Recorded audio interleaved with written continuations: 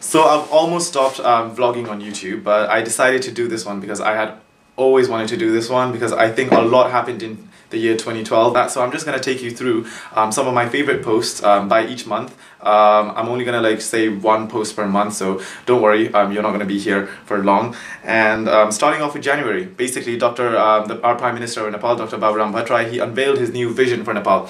That included building the second international airport in Nepal, various different highways linking the rural places to Kathmandu, etc. And he also claimed that this will create over 600,000 jobs for people in Nepal, and that is what is really needed. And this really brought like a lot of people in regarding critiquing his ideas and saying how realistic this could be.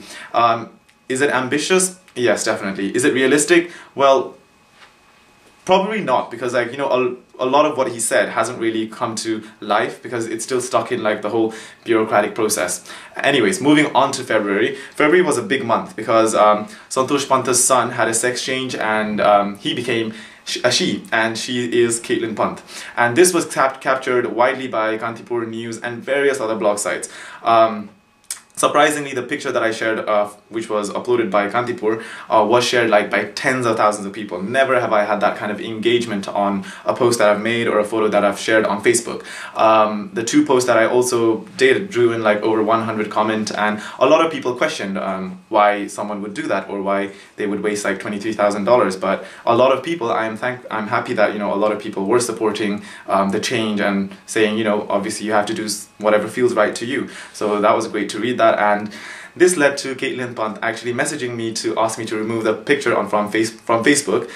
So I did do that because she politely requested, and yeah. But I still find it really strange how Kantipur or the media outlets in Nepal actually arrived on the spot, at the airport when she was arriving back from her treatment in Bangkok. Unless you tell them, they wouldn't be there. So this sounds very like weird. And she had the interview on Saptahik as well. Anyways, moving on from that. In February as well, because it was Valentine's Day, Himalaya TV, they decided to cross the boundaries and, I don't know, imitate some different TV channels by taking the camera crew and the security by going and raiding different guest houses and hotels in Kathmandu and picking on the young couples and saying, why are you sleeping with that guy, or what kind of relationship do you have? And I think my view was strong against this because I think that's just very wrong, and it's just not something that the media should be doing. And even the security forces, they could be utilizing their efforts and time in something more productive, by like making the streets more safer or providing, I don't know, patrol for like high risk areas, etc. And I'm glad that a lot of people that commented agreed with that kind of sentiments, and they saw that whatever Himalaya TV did as wrong. And apart from that instance, these kind of scenarios and incidents have been repeated by several other TV channels in Nepal. So I'm really against that. March. Let's focus on March. What happened? Okay, so this is big. In March, actress Nisha Adhikari and Sahana Bajracharya, they were at the success party of Loot, because Loot was doing amazing worldwide. And what happened was, I think by what we kind of understand, a photographer / journalist was kind of going all up on Nisha's business and trying to take pictures rudely, apparently. And so Nisha decided to like go and confront the guy, but then because this was all captured on the on video, it came across as Nisha was kind of going there to attack the guy, and then Sahana was all up there trying to snatch the camera as well, and this didn't really come across nice for the ladies. A lot of people started disliking them, and a lot of comments that I have on my blog are really aggressive as well. However, Sahana did issue a kind of like a statement through my blog apologizing for her act as well, but she did kind of clear the air and give their side of the story. So it was really interesting. If you haven't seen the video, then you should go on YouTube it and see the video, or the link for the post is down there. You can see it. You should see Nisha's face when she walks up to the guy. I mean, like, the guy is shorter than her because courtesy of her heels, and she looks like she's about to bite the guy's head off. But you gotta do what you gotta do. On the same month, I actually did my own very blog post called Tapai Nepali Ho, and that was something that was written by me, and I don't really write much these days, but I really enjoyed writing that because it was basically about especially living abroad or even in Nepal, I think a lot of people who kind of look different, they probably get questioned a lot, like "Tapai Nepali ho" and stuff, and so that kind of raised the question, like, what is a Nepali person supposed to look like? Because obviously, if you live in a place where the majority of the people are like Rai, Limbu, Gurung, you know, the Mongol caste, then they're probably gonna think, you know, is that person Nepali to an Aryan person and stuff, blah blah blah. But anyways, do have a read with the comments and stuff, and there's very interesting comments by the people, obviously critiquing what I've wrote as well.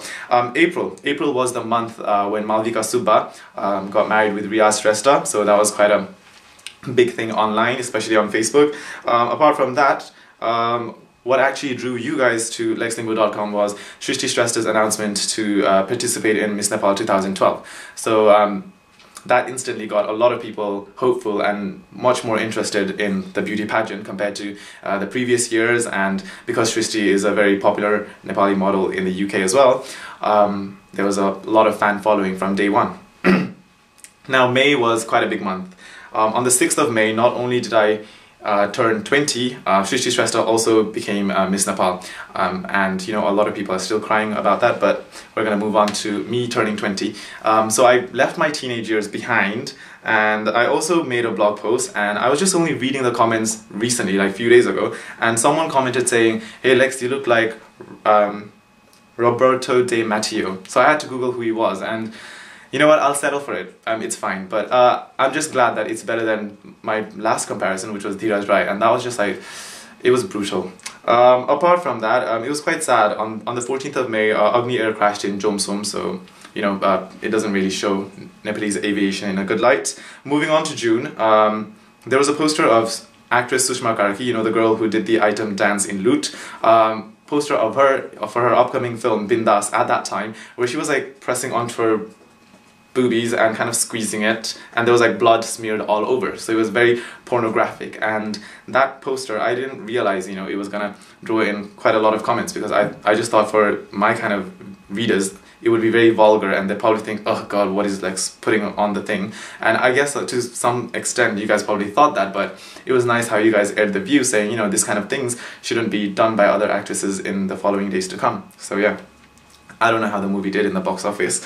Apart from that, in June, I actually went around to, where did I go? I went to the premiere of Teri Meri Kahani in London, and I saw Priyanka Chopra and Shahid Kapoor. That was from a distance, and I made a blog post about that as well. And moving on to July, July was when Olympics started in London, the big Olympics London 2012. Quite a few of the Nepalese athletes were participating in July at the London Olympics, and honestly there's nothing on my website that I can kind of say, because I think July was a very dull month. August. Now August was when former Miss Hong Kong Nepal Purnima Gurung married Vitalij Nevekevic. I hope I pronounced that name right. And you know, I didn't think this post would have drawn like so much comments on my blog and on Facebook. But it was quite sad to see that a lot of people were still stuck up on the idea that, you know, why is a Nepali girl marrying a non-Nepali guy? And there was the whole issue of like, oh, Nepali keta thik chaina, etc. And we've kind of seen that kind of comments come across in, you know, Sarah Gurung's marriage when she married Sky, and when Jharna briefly got engaged with a non-Nepali guy as well.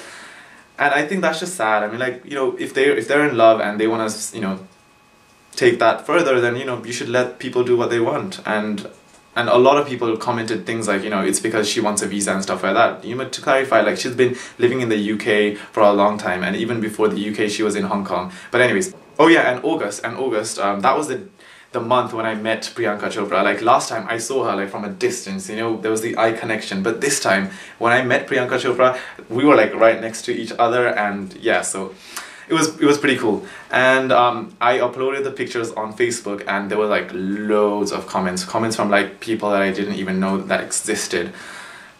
Anyways, some comments were rude, like you guys are just rude, because obviously I took a picture with Ranbir Kapoor as well, and because he's a guy and he doesn't feel too awkward about, you know, kind of standing close, and obviously in the picture him and me, like, we're kind of close, and a lot of people picked up on that and they were like, oh, look at Lex, why is he closer with Ranbir Kapoor when he could have been closer with Priyanka Chopra? I mean, like, hello, Priyanka Chopra is a woman, and for her I am just like some kind of stalker probably, and she's probably like, oh, why is this boy trying to come up all over my business and stuff. So that's why I'm kind of like, if you see the photo, I'm trying to lean in, whereas she's kind of like back away.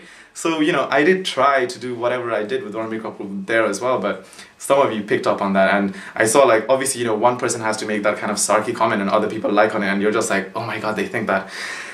But yes, that aside, moving on to September. September was quite a dull month for especially me, because, you know, it's the start of university, it's when people start going back to college and school, so it's like when everything starts falling down and the leaves from the trees as well. Yeah, bad analogy. That was when Sita Air had a really disastrous crash in Kathmandu, and that was all over the papers because around, I think, 8 or 10 British people from the UK passed away in the crash as well, so it was all over Metro, the Evening Standard and stuff, so that was quite a bad month in that sense. Moving on to October. Now, October was like the month with the lowest amount of posts that I put out on the lexthingboot.com. I only had 13 posts compared to the month with the most amount of posts, which was 64. I know, right? Like, you do the math. And that was in February, and there was only like about 29 days because it was a leap year. But anyways, in October, there was quite a few interesting posts. The announcement of Asta Pokhrel participating in Asia's Next Top Model. This was a huge thing. A lot of people were excited. Obviously, it doesn't take much for Nepali people to be excited online. As soon as someone participates in a global pageant, etc., you know, everyone gets like crazily excited. And so I guess, like, to some extent, people were like, oh my god, we're gonna vote a lot and make her win, but unfortunately the judges did the voting. So, but she did come quite a long way as well, so well done, Asta, for that. Wish you the best for the future. Apart from that, I wrote a post about Gurkhas in Afghanistan. Why I did that? Because I think to some extent, a lot of people kind of view, you know, the Gurkhas or the children of Gurkhas as in like, oh, they've kind of left Nepal and they're doing nothing to better their country or move it further. But with that post, what I was trying to say was, you know, though we might be kind of based here for now, sorry, someone just walked past. Anyways, though we might be kind of based here for now, we are still contributing in different ways. You know, we have immediate families back home who still live in villages, and we're trying to better their lives by various actions that we kind of promote, etc. And, you know, it doesn't stop at that. To some extent, more needs to be done, and I kind of acknowledge that, but, you know, I just want that kind of notion, you know, they do nothing to break away, and we need to break away from that as well. November. Okay, November was the month which wasn't really too kind for Prachanda, because he got slapped by Padam Kumar.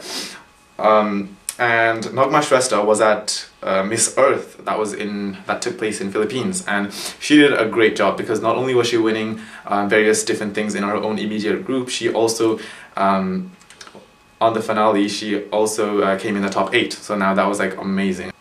It was also when I blogged about The Gurkha's Daughter, which was a book written by Indian writer of Nepali descent, Prajwal Parajuli, and why that book managed to draw in a lot of attention, and why it was on my blog, is because Quercus, a publishing house from London, has signed a book.